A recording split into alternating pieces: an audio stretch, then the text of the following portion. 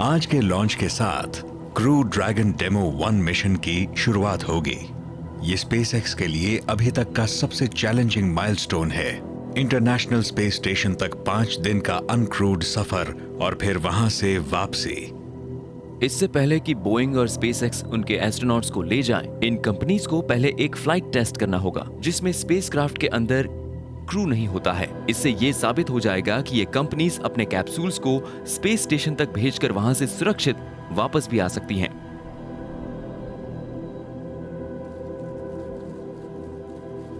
Demonstration 1 mission या demo 1 mission एक uncrewed flight है। हम इसमें ड्रैगन को ऑटोनोमसली स्पेस स्टेशन पर भेज रहे हैं, जहां ये डॉक करके वापस आएगा। हम सब लॉन्च के समय फायरिंग रूम 4 में होंगे और एक टीम के साथ सब कुछ सुनेंगे और उन चीजों पर नजर रखेंगे जो हमारे लिए जरूरी है। हम स्पेस क्राफ्ट के अंदर तो नहीं होंगे, पर उस टीम के साथ होंगे जो डेमो 2 के बाद हमें तब सपोर्ट करेगी जब हम सचमुच उस व्हीकल में होंगे।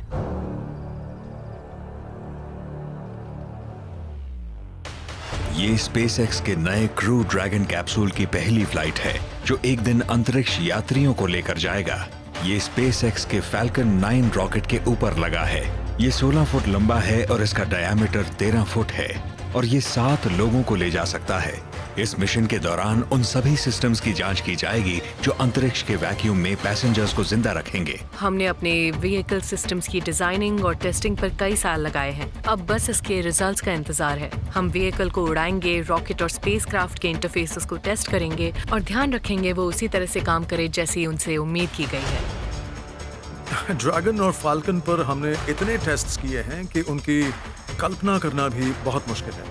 सच कहूं तो हमने किसी न किसी तरह से लाखों टेस्ट जरूर किए होंगे। अब सब कुछ इस मिशन की कामयाबी पर ही निर्भर है, क्योंकि अगर ये नाकाम रहा तो स्पेसएक्स को नासा के एस्ट्रोनॉट्स को इंटरनेशनल स्पेस स्टेशन पर लॉन्च करने के पहले फिर से नए सिरे से काम करना होगा। कामयाबी की एक कड़ी है कि देश भर में नासा और स्पेसएक्स के लोग किस तरह से आपस में तालमेल बनाकर काम करते हैं। ड्रैगन कैप्सूल पर नजर रखी जाएगी हॉथॉर्न कैलिफोर्निया में मौजूद स्पेसएक्स के मिशन कंट्रोल से। इंटरनेशनल स्पेस स्टेशन पर ह्यूस्टन से नासा निगरानी करेगा। फैल्कन रॉकेट को लॉन्च करेगा स्पेसएक्स फ्लोरिडा में मौजूद केनेडी स्पेस सेंटर के फायरिंग रूम 4 से। नासा के एडमिनिस्ट्रेटर जिम ब्राइडेनस्टाइन भारी भीड़ के साथ इस ऐतिहासिक लॉन्च का इंतजार कर रहे हैं। मैं ये देखकर हैरान हूं कि एक अनक्रूड टेस्ट फ्लाइट में भी लोग इतनी दिलचस्पी ले रहे हैं। मैंने स्पेस शटल्स के बाद ऐसा पहली बार देखा है। आज का दिन कमाल का है। Go for launch. Cape Canaveral Florida के केनेडी स्पेस सेंटर से स्पेसएक्स और नासा कुछ ही सेकंड में स्पेसएक्स के नए क्रू ड्रैगन कैप्सूल की ऐतिहासिक पहली टेस्ट फ्लाइट शुरू करेंगे। 5 4 3 2 1 0 ignition lift off।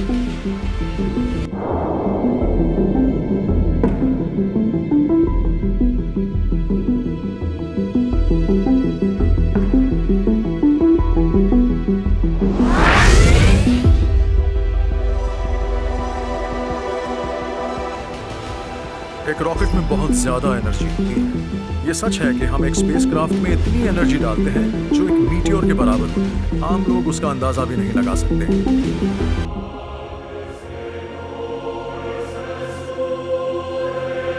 Stage 1 ready. Power and telemetry normal.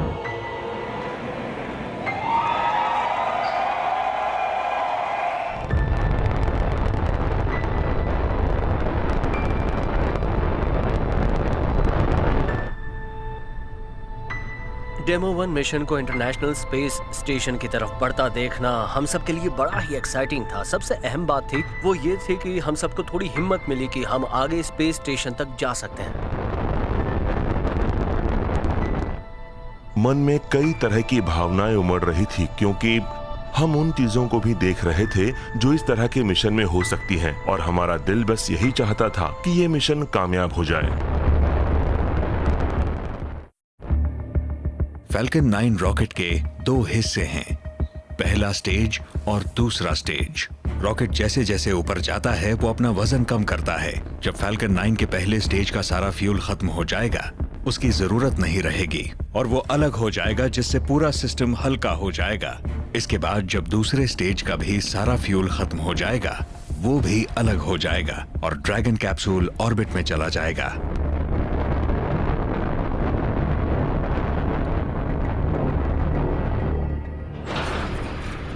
Stage separation confirmed. Falcon 9 का फर्स्ट स्टेज अब फैल्कन 9 के सेकंड स्टेज से अलग हो रहा है। जैसे ही फैल्कन 9 का फर्स्ट स्टेज उसके सेकंड स्टेज से अलग होता है, उसका काम खत्म हो जाता है। उसका मेन काम है सेकंड स्टेज को ड्रैगन के साथ स्पेस स्टेशन की तरफ ले जाना। फैल्कन रॉकेट का फर्स्ट स्टेज का एक सेकेंडरी ऑब्जेक्टिव भी है, जो कि है ऑर्बिट से लौटकर लैंड करना। आज तक यही होता रहा है कि फर्स्ट स्टेज नीचे पृथ्वी पर आता है और समंदर में क्रैश करता है, लेकिन स्पेसएक्स ने पहला और इकलौता रीयूजेबल ऑर्बिट क्लास रॉकेट बनाया है, जो पृथ्वी पर वापस आकर लैंड भी करता है, ताकि बार बार इसका इस्तेमाल किया जा सके। फर्स्ट स्टेज अपने इंजन बैकअप्स को स्टार्ट करता है, उसके बाद पलटता है और पूरा फर्स्ट स्टेज पृथ्वी के एटमॉस्फेयर में री एंटर करने के बाद धीरे धीरे नीचे आकर अटलांटिक ओशन में खड़े एक ड्रोन शिप पर लैंड करता है। Landing legs have deployed and Falcon 9 has landed.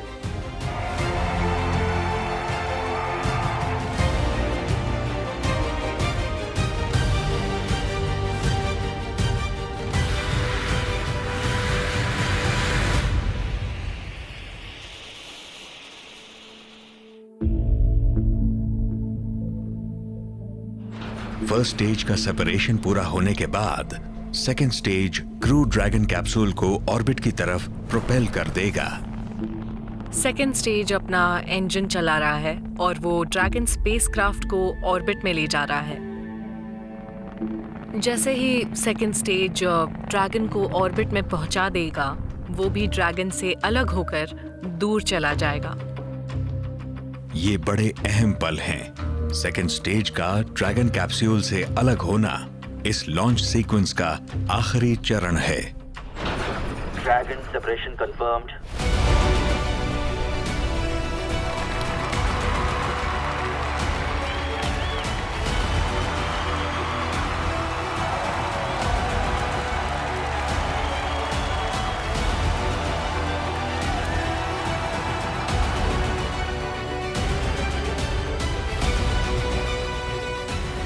Crew dragon अब इंटरनेशनल स्पेस स्टेशन पर डॉक करने जा रहा है।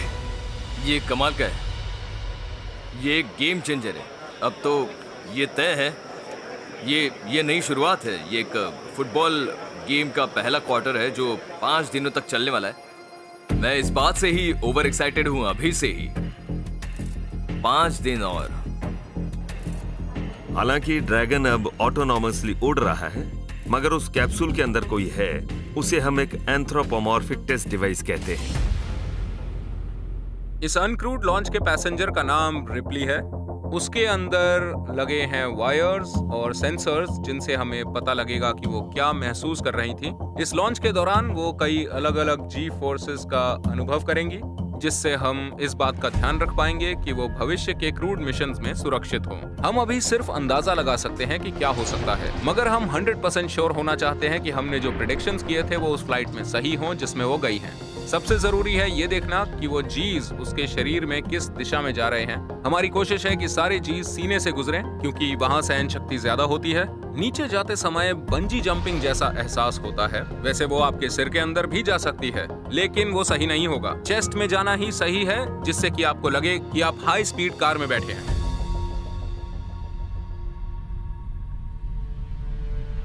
रैंडवू सबसे मुश्किल काम होता है, क्योंकि इसमें स्पेसक्राफ्ट को लॉन्च व्हीकल अंतरिक्ष में जहां छोड़ता है, वहां से वो इंटरनेशनल स्पेस स्टेशन तक डॉकिंग के लिए जाता है।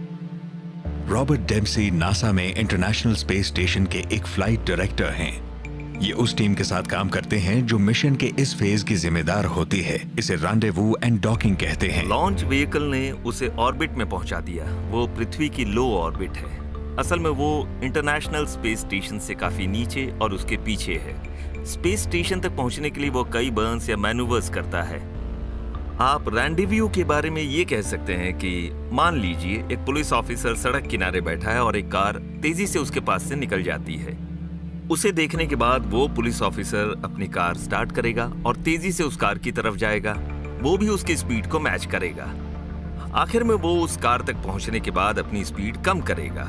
यहाँ अगर वो ज्यादा तेज जाता है तो उस भागने वाली कार से आगे निकल जाएगा, और अगर तेज नहीं जाता तो उस कार तक नहीं पहुंच पाएगा। यहाँ भी ऐसा ही होता है। ये एक बहुत ही क्रिटिकल ऑपरेशन है क्योंकि ये पहली बार अंतरिक्ष में गया है और हम नहीं चाहते कि वो स्पेस स्टेशन से टकरा जाए। लॉन्च के 24 घंटों से कुछ घंटे बाद स्पेसएक्स का क्रू ड्रैगन कैप्सूल ऑटोनोमसली उड़ता हुआ इंटरनेशनल स्पेस स्टेशन तक पहुंच गया है। इसके बाद शुरू हुआ क्रिटिकल डॉकिंग प्रोसीजर। इसके लिए हॉथॉर्न कैलिफोर्निया में मौजूद स्पेसएक्स मिशन कंट्रोल और ह्यूस्टन टेक्सास के जॉनसन स्पेस सेंटर में मौजूद नासा के मिशन कंट्रोल के साथ साथ इंटरनेशनल स्पेस स्टेशन पर मौजूद एक अमेरिकी अंतरिक्ष यात्री और 2 रशियन कॉस्मोनॉट्स के बीच सटीक कम्युनिकेशन बहुत जरूरी है। आज पहली बार स्पेस स्टेशन पर एक कमर्शियल व्हीकल डॉक करने वाला है। इसमें पहली बार इंटरनेशनल डॉकिंग एडेप्टर का भी इस्तेमाल हो रहा है, जो स्पेस स्टेशन का वो पोर्ट है जहां कमर्शियल व्हीकल्स आकर डॉक करेंगे। हम पहली बार इसके दोनों साइड्स का इस्तेमाल देख रहे हैं। Station is ready for approach.